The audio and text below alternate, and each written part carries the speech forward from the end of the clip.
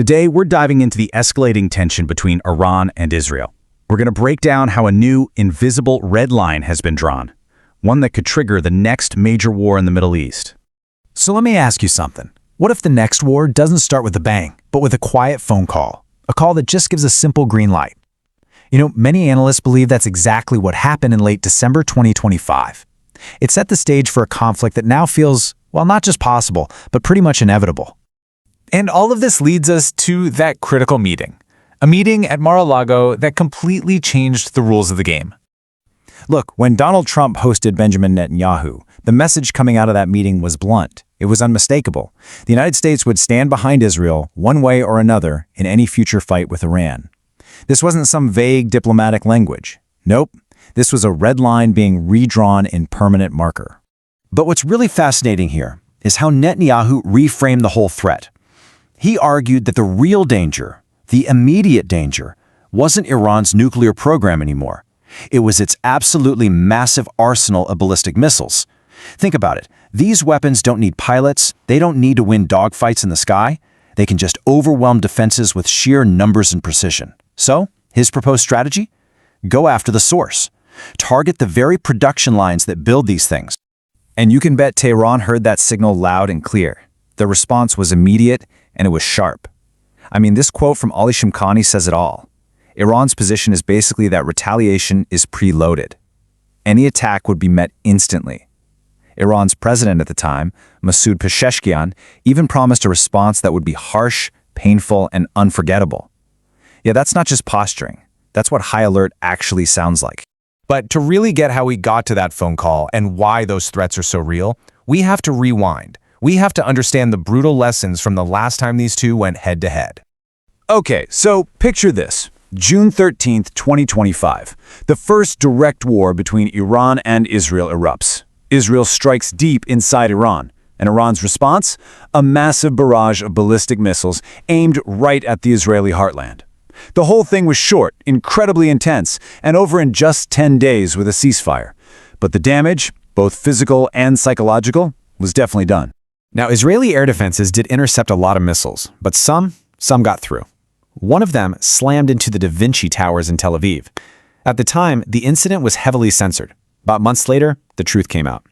Beneath those towers was a top-secret facility, Site 81, a joint U.S.-Israeli command and intelligence center. So let that sink in. The crucial takeaway here is that Iran has the intelligence to hit a highly sensitive, critical military target. And that, right there, that's the Iranian playbook in a nutshell. Information plus precision fire. They prove they don't need to win a battle in the skies if they have the right coordinates on the ground. And it wasn't a fluke. During that short war, Iran successfully hit at least 5 different Israeli bases using this exact same strategy. So that ceasefire on June 23rd, it didn't exactly bring peace. What it did was kick off a frantic, desperate race to rearm. It basically gave both sides the one thing they needed most: time. Israel's strategy became incredibly focused, almost surgical. During the war, its strikes had concentrated on destroying these things called planetary mixers.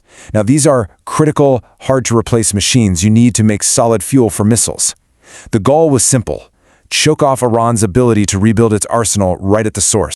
But on the other side, Iran treated its missile reconstruction like a national emergency. They cleared out damaged factories, they quietly reactivated supply chains, and they reportedly got help from countries like China to get their hands on critical materials. And now, well, Iranian officials are claiming their missile capabilities are even greater than before the war. There are even whispers they want to be able to launch 2,000 missiles in a single wave.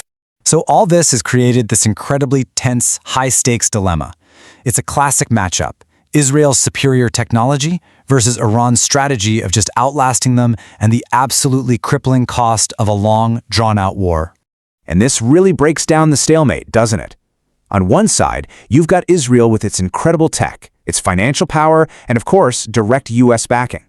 But on the other side, Iran is all about endurance, about being adaptable and having this chilling willingness to absorb a huge amount of pain while fighting a gritty, asymmetric war. But hey, wars aren't just won with cool tech, right? It also comes down to economics. And this number is just staggering. Estimates suggest it could cost Israel $200 million a day just to intercept incoming Iranian missiles in a sustained conflict. I mean, that is a brutal, brutal financial reality. And that economic reality leads directly to Israel's absolute nightmare scenario. It's not a single devastating knockout blow they fear most. It's a long, grinding, drawn-out fight. Because assessments show that their stocks of those expensive missile interceptors, they could be totally gone in just 10 to 12 days without a constant airlift of replacements from the United States. And that vulnerability, right there, is what terrifies Israeli strategists. So, what happens in the next round? The fallout from this won't be just regional. It could send shockwaves across the entire globe, leading to a final, incredibly dangerous standoff. And there's something else looming in the background that's raising the stakes even higher. The U.S. intervention in Venezuela back in early 2026.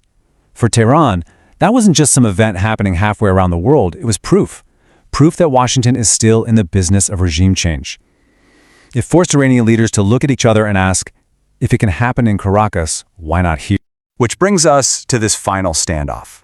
And really, the best way to think about it is like two boxers in a ring.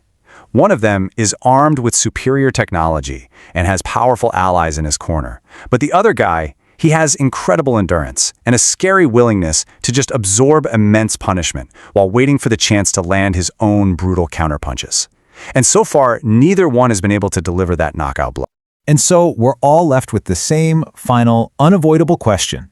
With both sides on high alert, with red lines redrawn and arsenals rebuilt, everybody is just holding their breath, waiting to see who throws the first punch in the next round.